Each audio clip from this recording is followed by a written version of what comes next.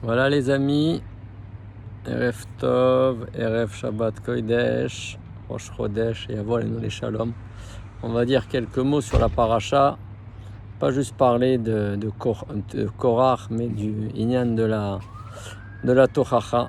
Il y a un grand problème dans la Tochacha très souvent, c'est qu'elle n'est pas forcément écoutée. Elle n'est pas forcément entendue et écoutée. Entendue peut-être, mais écoutée non. C'est-à-dire quoi? Ça veut dire qu'on apprend du comportement, on va aller dans la paracha de Korach, on va apprendre qu'au quotidien,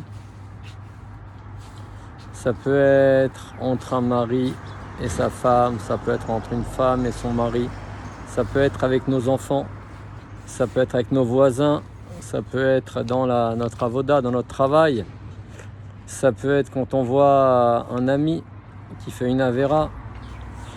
Donc la Tochacha, elle peut amener très rapidement à Merivot, elle peut amener rapidement à une dispute, Kaas, Akpada, de la colère, à de la Akpada de l'autre personne. D'accord? Et une personne un tant soit peu intelligente comprendra que si la Tochacha n'est pas faite correctement, eh ben, elle peut amener à l'effet tout à fait inverse. Donc comment elle doit se produire, la Tochacha? La Tochacha, je pense que vous l'avez compris, on parle de la réprimande. Donc on reprend les psukim de la paracha, comment c'est marqué, pour essayer de comprendre très rapidement. Il est marqué dans la paracha, Vayomer Moshe el Korach. Korach, tout le monde le sait, il s'est révolté avec 250 personnes qui ont amené des pelles, des encensoirs pour la Kétoret. Et il leur a dit la chose suivante, Vayomer Moshe el Korach, Shimuna bene Levi. D'accord? Vous pensez que moi Moshe, je me suis approprié le pouvoir, alors venez, Shimuna bene Levi. Ameat mikem ki ivdil Eloi Israël etrem, meadat Israël leakriv etrem elav laavod et avodat mishkan. Qu'est-ce que ça veut dire? Donc vous pensez que Hachem il vous a séparé donc du reste de Hadat Israël pour amener vous, Etrem, Elav vers lui et pour faire l'avodat Hachem. Vous pensez que c'est vous qui devez la faire, que vous êtes plus apte à la faire. La suite du pasuk nous dit Vayakrev otecha ve'et kol achecha bene levi itach uvikashtem gam keuna. Donc vous avez voulu faire la avoda et vous avez donc voulu faire aussi la keuna, prendre la keuna pour vous, le service du Kohen, la reine ata vechol adatecha. Donc vous et tout votre groupe, et ben toi Korach et tout ton groupe al Hashem ve'Aaron ma'a ou kitalinu ala. Donc vous êtes venus maintenant avoir des tlounotes, des plaintes contre nous et contre Aaron. Donc on va regarder si vous avez raison. Voilà, n'oubliez pas donc ce lachon raka, ce lachon doux qu'a pris Moshe Rabbeinu pour venir donc parler avec Korach. Il est resté très calme déjà. Imaginez la scène. Quelqu'un qui vient vous faire des remarques, vous remettre en cause, comment réagir avec lui? Peut-être des arts martiaux en douceur, pas d'excitation, pas de colère. Donc une personne qui vient, d'accord, comme Moshe Rabbeinu, et comment il a parlé, il aurait pu lui dire directement, Moshe peut dire à Korach, écoute-moi bien mon ami, tu m'entends? C'est moi le patron ici. Takshiv, écoute-moi bien. Tends tes petites oreilles. Écoute bien ce que je vais te dire. Moshe, il savait exactement ce qu'il en était. Imaginez une fourmi devant un éléphant. Il aurait pu lui dire Takshiv tov, adam chatsouf kamocha. Tu n'es qu'un orgueilleux, un prétentieux. Et le remettre en place. Peut-être que des fois, quand quelqu'un est dans un délire total, il est bon de lui faire des électrochocs, de le remettre en place directement, plutôt que le laisser partir dans un délire. D'accord? Donc il aurait pu directement lui parler, avec une atkafa gdola yoter, d'accord? Lui parler clairement, le prendre par la cravate. Non, qu'est-ce qu'il a fait? Afil le poter bemilim aponot elav beofen yashir. Il ne doit même pas parler en direct, panim el panim. Comment il lui a parlé? Vayomer Moshe el Korach. Qu'est-ce qu'il lui a dit? Shimuna bene Levi. Veo Komer. C'est comme s'il lui avait dit Animevin. Je comprends, mon ami Korach, très bien ce que tu fais. Enechaba beshem atzmecha. Non, il n'y a pas d'attaque frontale entre toi et moi. Tu représentes tout un groupe. D'accord? Tu viens au nom de tout un chevet.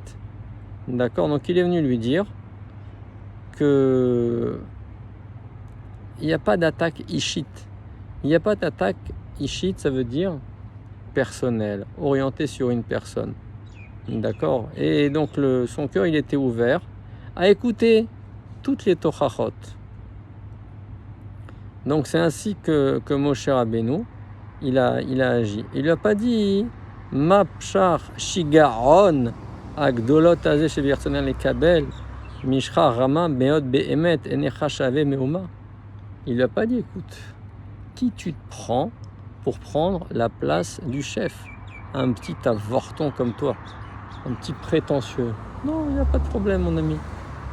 Vraiment des arts martiaux, en douceur. Pas de coup en direct.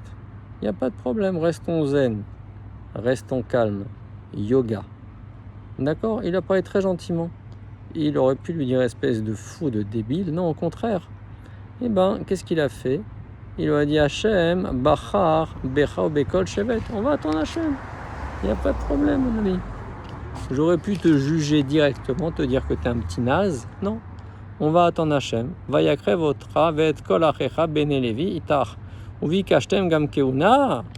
Et donc vous, si j'ai bien compris, vous venez avec tout ton groupe là de bonhommes et vous demandez aussi la keuna. Non pas juste la place de Moshe, mais aussi la place de Aaron à Cohen. Kaet over Moshe Rabbeinu le tshuva atzma altanat korach. Manoa, il lui a demandé clairement, dis-moi, Moshe, pour qui tu te prends d'abord? Toi, tu es le chef. Et en plus, tu as pris ton frère comme premier ministre au gouvernement. Tu as pris Aaron. Donc,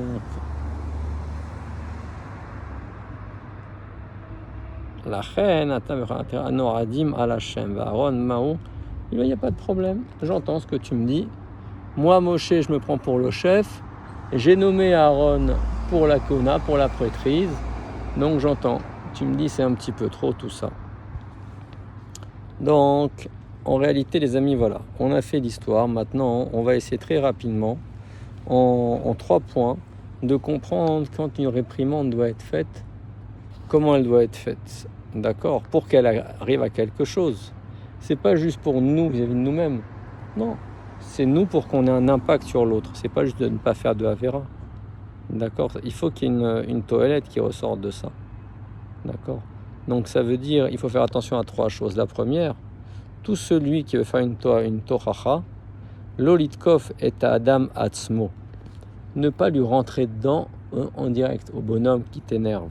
Ça veut dire quoi? Comment c'est marqué dans la Haggadah, le Ben Aracha, comment il y a marqué? Kinonima voda azot lachem, c'est quoi votre histoire, ce que vous faites? Langage très agressif, très dénigrant. Comment on doit lui parler? Ba'avour ze asha asa Hachem li velo lo ombrim li velo lecha. On lui rentre pas dans la tête. On lui dit pas nous on est sortis mais pas toi. On dit non. Le rachat, lui, n'est pas sorti. Lo velo lo veu komer re kama ani aolem bederech Hachem mais au char vetovli ve kama ra lo. On parle d'un autre. Il y a un bonhomme qui est rat, l'eau on l'appelle, lui, mais on ne va pas lui rentrer directement dedans. Ça, c'est... Donc on parle de celui, il lui dit qu'il ne va pas dans le derech Hachem. Et donc il ne va pas dans une voie droite. Donc ça, c'est le premier point. Jamais rentrer dedans directement dans le bonhomme à qui on veut faire une tochacha. Ou dans la dame d'ailleurs, avec son épouse. Essayer de faire passer la chose, Béremez, c'est 10 fois plus efficace puisque la personne va digérer, intégrer ce qu'on lui dit clairement et réfléchir. C'est pas que ça rentre d'une oreille, c'est déjà du tout cuit, du tout prêt, et ça ressort de l'autre. Non, on va lui laisser une part de réflexion à la personne pour qu'elle comprenne de elle-même. Et là, comme elle aura réfléchi, elle aura déclenché un peu ses neurones là-dessus, et l'électricité neuronale va faire que la personne, elle va encore mieux comprendre l'histoire. Deuxième point, les jvach, ou les romem auto benekuda atova shebo. Donc pareil, lui parler belashon jvach. Vraiment, kol hakavod, c'est bien ce que tu fais souvent. Je me suis aperçu dans les écoles, quand un moré il va recevoir les parents d'un élève, il va lui dire votre fils, votre fille, brillant et comprend tout dans la classe, tel et tel point précis, pas juste il est beau, il est gentil, comment quand il arrive, il fait bien la tefila, il range ses affaires. Ouais, mais bon, il y a des petits points, voilà, c'est pas méchant, il faut qu'il se travaille. Des fois, il est un petit peu coléreux, des fois, il n'écoute pas, des fois, il n'est pas concentré. D'accord? Toujours commencer par le jvar. Et après, éventuellement, on peut arriver à faire une petite remontrance. Troisièmement, faire comprendre à la personne comment elle se trompe. Lui faire comprendre que là, en réalité, mon ami, c'est bien la route que tu as pris, mais tu es sur le freeway, l'autoroute entre New York et San Francisco, à peine 4000 km, et tu as fait une petite bifurcation d'à peu près 10 degrés au début de la route. Pour les mathématiciens, je vous laisse calculer où est-ce qu'il va arriver. Peut-être plus au Canada qu'à San Francisco, à mon avis. Donc ça, c'est faire comprendre en douceur. D'accord? Ça veut dire surtout s'empêcher, dans la tochacha, pas de colère, pas d'excitation. Et donc, ma bertsoni leasig kaet. Donc, qu'est-ce qui va se passer? Eh bien, la personne, elle va se dire qu'est-ce que je cherche à atteindre. D'accord? Mais pas de dispute. Sheit paterat belidai, orak, lirom leomed mul litane karaoui. Non, essayez en douceur de l'amener à être attentif à ce qu'on lui dit, parce qu'on lui a des mots sympathiques, et de l'amener à se remettre en cause, en douceur. Créer une écoute et créer une envie, surtout, d'adhérer à ce qu'on va lui proposer. Ça, c'est la tochacha. Donc maintenant, juste en conclusion, comprendre qu'en réalité, celui qui va chercher le shalom avec ceux qui sont autour de lui, et dans sa maison, avec son épouse, avec ses enfants, d'accord? Comme il est marqué, le chacham maved vechaim meyad lashon. Ashra adam mazochel ishmor al piv ul shono. Ça veut dire shokel kol hamilim. Faites attention, mes amis, aux mots qui sortent de notre bouche. Vous voyez, j'ai parlé à vous, mais je me suis inclus dedans. Un mot peut avoir, il prend une seconde, c'est un souffle, un vent concernant notre bouche, un rot en quelque sorte. D'accord, mais il peut avoir des conséquences excessivement effroyables sur des années et des années et des années. Avec son fils par exemple, ou sa fille, espèce d'idiot. Vraiment, tu es un nul, tu es un voleur, tu es un bon à rien. Là, c'est plus qu'un mot, là, c'est pour l'anéantir définitivement. Voilà. Comprendre donc l'importance du lachon. Le deuxième point très rapidement qu'on va aborder, c'est ce qu'on appelle notamment dans le chinour la achlata. C'est quoi la achlata? Explique le Rav Yitzhak Fenger. C'est l'achlata, c'est de choisir, d'essayer de faire un choix dans la vie. Et des fois, on peut avoir très mal, beaucoup de mal à le faire. D'accord? Donc d'abord, ne pas perdre de temps. Pour des achlatot, il nous dit, il y a 5 points. Lo chashuvot. D'accord? Il donne un exemple très sympathique.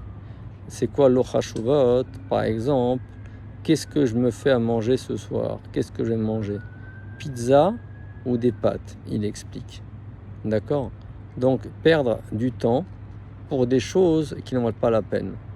Il y a des choses qui sont faciles à trancher, le deuxième point, il nous dit. D'accord? Il y a des choses où on ne doit pas se prendre la tête, où on peut trancher automatiquement. D'accord?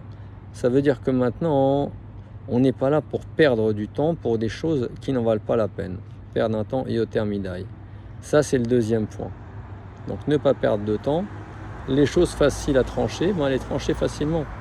Ne pas commencer, le gars qui est devant son armoire le matin pendant un quart d'heure à se demander quelle va être la chemise mieux assortie à son pantalon, Surtout quand la chemise est blanche et le pantalon est noir, tous les matins. Ça, c'est la deuxième chose. La troisième chose, apprendre à se mettre soi-même, d'accord, que les choses, à chercher à ce que les choses soient mouchlam, soient entières, soient complètes. Et achlit, ça veut dire ne pas perdre de temps, d'accord, chercher à ce que nos choix, ils amènent à une shlemut, mais ça va être le baromètre pour savoir si on a fait le bon choix. D'accord. Donc le quatrième point, on a presque fini, être médouillac, être précis. D'accord. Ça veut dire se poser les questions à soi-même. Donc je veux me renforcer dans la ruchniout. Je suis obligé, d'accord, de toujours de réfléchir en moi-même. Les sagel et atzmi oreach chaim beria yoter. Bari yoter.